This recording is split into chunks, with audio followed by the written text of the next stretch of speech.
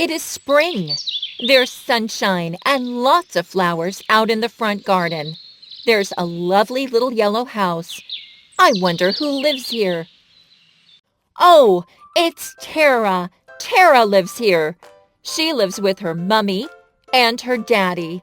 She loves her mummy and her daddy very much. Tara is a 3-year-old girl. She loves sitting on the grass making a daisy chain. Tara doesn't have any brothers or sisters. She's an only child. Do you have any brothers or sisters? I'm so hungry, Mom. When will dinner be ready? Just 5 more minutes, Tara. You can sit at the table. Okay, Mom. Tara's mummy and daddy work a lot. They work very hard. Sometimes Tara doesn't have anyone to play with. Sometimes she feels bored and lonely. So Tara sits on the floor playing with some toys. She has some building blocks, a doll, a teddy bear, and a toy plane.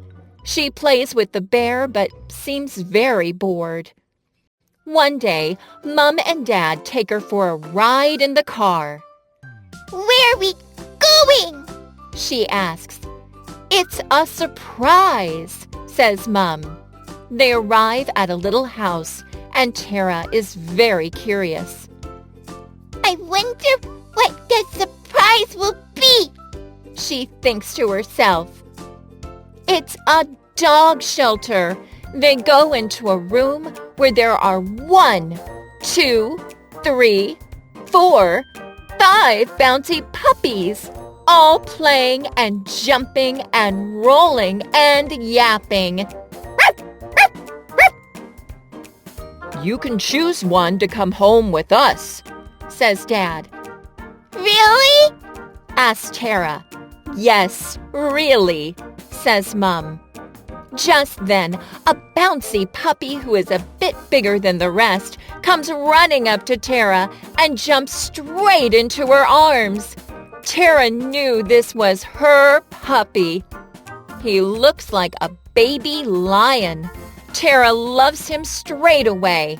I'm going to call you Simba, she says. Tara holds Simba in her arms as he licks her face. She pulls her head away from his big, wet tongue and laughs. Simba is nearly as big as Tara. From that day on, Tara never felt lonely. She would come home from school and play fetch with Simba. She would go for walks on the beach with Simba and her dad. She would give Simba baths when he got dirty, which was all the time.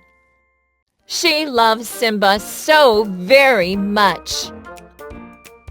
Simba is now a little bit bigger than when we first saw him. Simba is getting bigger and bigger. His legs get longer and longer.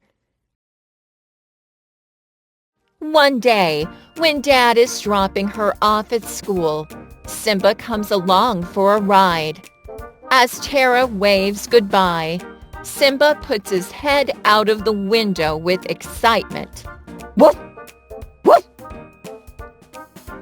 Some of the children see him and start laughing. What's that thing with a big long neck? It looks like a giraffe. Yeah, it looks like a giraffe. Tara has a pet giraffe. They all start to laugh and laugh.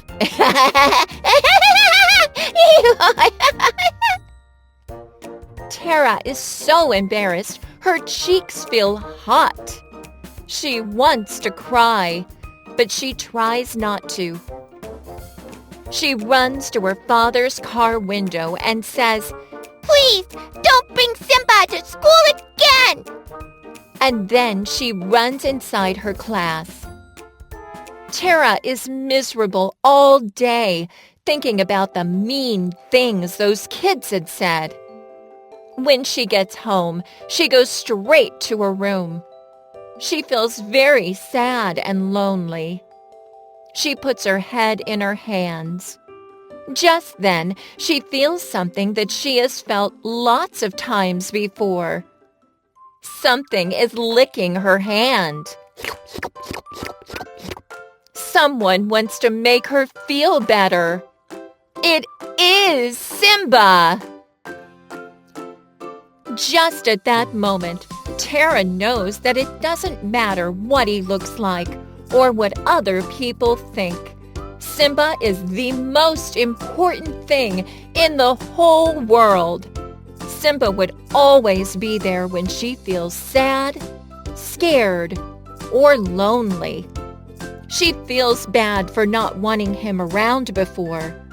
"Oh, Simba," she says, "I'm sorry.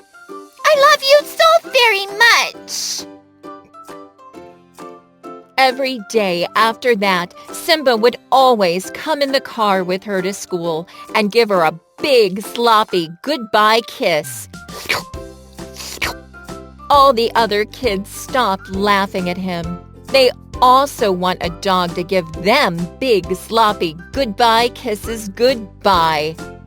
Since that day, Tara was so proud to have Simba as her best friend, and they had the best time together.